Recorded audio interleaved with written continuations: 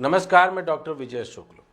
उत्तर प्रदेश में जब भी कोई बड़ी सरकारी योजना आती है उसके साथ उम्मीद भी आती है कि शायद इस बार सिस्टम बदलेगा।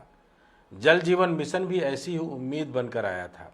कहा गया कि अब हर गांव हर घर तक शुद्ध पानी पहुंचेगा, ठेकेदारी पर लगाम लगेगी, तकनीकी निगरानी मजबूत होगी और ईमानदारी को संरक्षण मिलेगा। लेकिन मऊ जिले के विकासखंड कोपागंज में तैनात जूनियर इंजीनियर अभय सिंह की फाइलें खोलने पर यह उम्मीद धीरे धीरे एक कड़वी सच्चाई में बदलती दिखती है। साल 2023 की शुरुआत में अभय सिंह को जल जीवन मिशन के तहत ग्राम पंचायतों में चल रहे कार्यों की तकनीकी निगरानी की जिम्मेदारी मिली।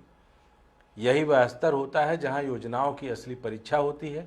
कागजों में सब कुछ ठीक दिखता है, लेकिन जमीन पर पाइप, सीमेंट, बालू और मजदूरी सच्चाई बयान करती हैं। अभय सिंह ने वही किया जो एक प्रशिक्षित और जिम्मेदार इंजीनियर से अपेक्षित होता है।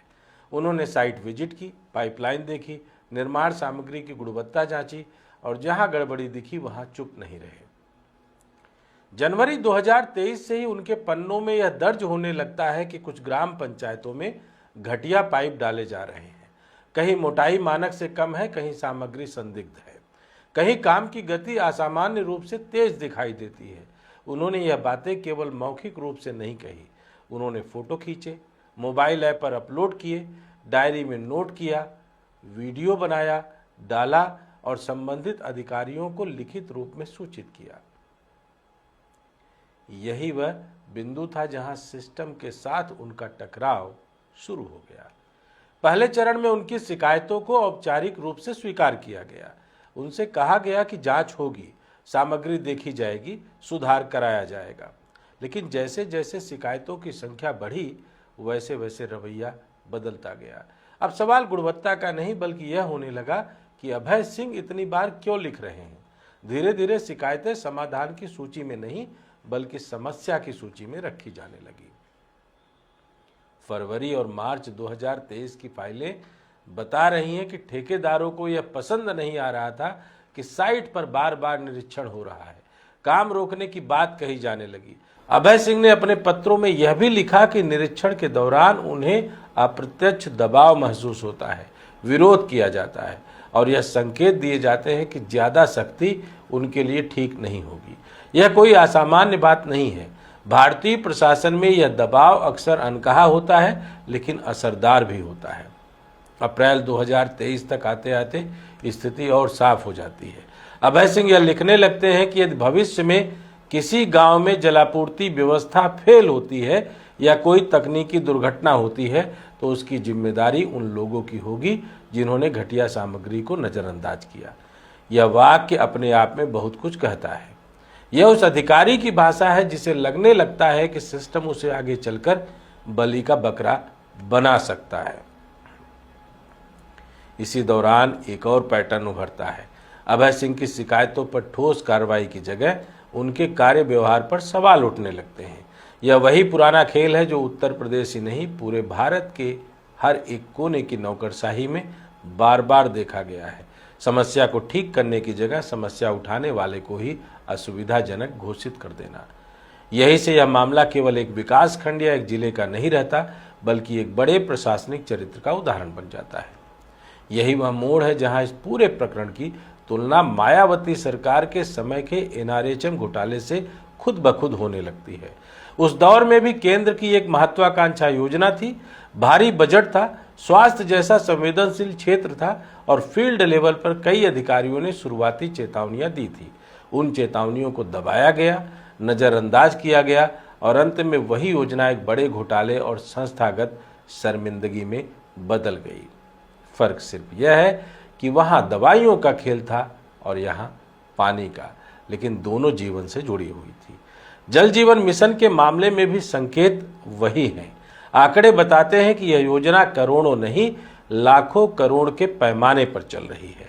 उत्तर प्रदेश में ही इसका बजट हजारों करोड़ में है।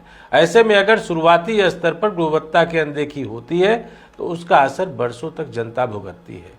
अभय सिंह की शिकायतें इसी खतरे की ओर इशारा कर रही थी। लेकिन सिस्टम ने क्या किया? उनके पत्रों का कोई सार्वजनिक या स्वतंत्र निष्कर्ष सामने नहीं आता। न कोई उच्च स्तरीय जांच, न कोई स्पष्ट रिपोर्ट। इसके उलट अभय सिंह को यह महसूस होने लगता है कि उनकी ईमानदारी उनके खिलाफ इस्तेमाल की जा रही है।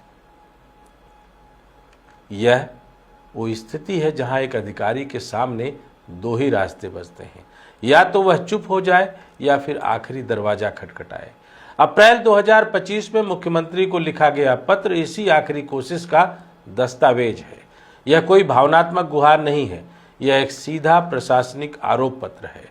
उसमें साफ लिखा गया है कि सरकार की जीरो टॉलरेंस नीति जमीन पर उल्टी लागू हो रही है। ईमानदारी से काम करने वाला अफसर परेशान है और जो सिस्टम के साथ बह रहा है वह सुरक्षित है। यहाँ सवाल यह नहीं है कि अभय सिंह अकेले सही है या नहीं, असली सवाल यह है कि इतनी शिकायतों का संस्थागत जवाब क्या रहा। अगर जवाब जांच है तो वह कहाँ है, अगर जवाब सुधार है तो वह दिख क्यों नहीं रहा, और अगर जवाब चुप्पी है तो फिर इतिहास खुद को दोहराने के लिए मजबूर होता है। सिस्टम आखिर ऐसा क्यों करता है? इसका जवाब किसी व्यक्ति विशेष में नहीं बल्कि इस पूरे प्रणाली में छिपा है। बड़ी योजनाओं में समय, पैसा और राजनीतिक प्रतिष्ठा जुड़ी होती है। फील्ड लेवल पर शक्ति इन तीनों को असहज करती है, इसलिए सिस्टम अक्सर शॉर्टकट चुनता है। समस्या हल करने के बजाय समस्या उठाने वाले को अलग थलग कर देता है। इस पूरे खेल का सबसे खतरनाक परिणाम भविष्य में दिखता है। जब अगला जूनियर इंजीनियर किसी गांव में घटिया पाइप देखेगा तो वह अभय सिंह की फाइलें याद करेगा। वह सोचेगा कि लिखने का क्या फायदा, बोलने से क्या मिलेगा। वह चुप रहेगा और यही चुप्पी किसी भी योजना के लिए सबसे बड़ा खतरा होती है।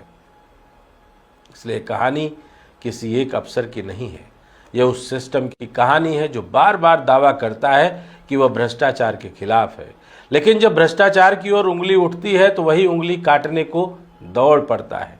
अगर जल जीवन मिशन को NRHM की तरह इतिहास में एक और चेतावनी नहीं बनना है तो ऐसे मामलों को दबाने की बजाय खोलना होगा, क्योंकि इतिहास गवाह है कि जब शुरुआती शिकायतें दबाई जाती हैं तो बाद में फाइलें नहीं, जांच एजेंसियां खुलती हैं। और तब सरकारें नहीं पूछती कि अफसर ने क्यों लिखा, बल्कि यह पूछती है कि समय रहते सुना क्यों नहीं गया।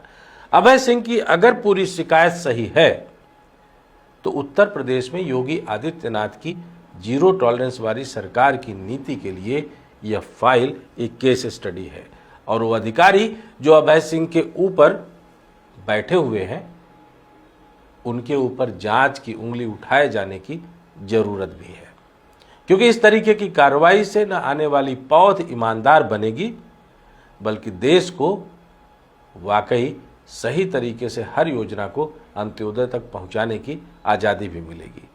लेकिन अमृतकाल की यात्रा से निकल रहे हम लोग क्या अब इस योजना की इस काली सच्चाई को सामने लाने में अभय सिंह की मदद करेंगे? क्या जांच एजेंसियां इसकी स्वतः जांच करेंगी? क्या इलाके के जिलाधिकारी और बाकी अधिकारी इस पर कुछ करेंगे? आने वाला वक्त ही बताएगा।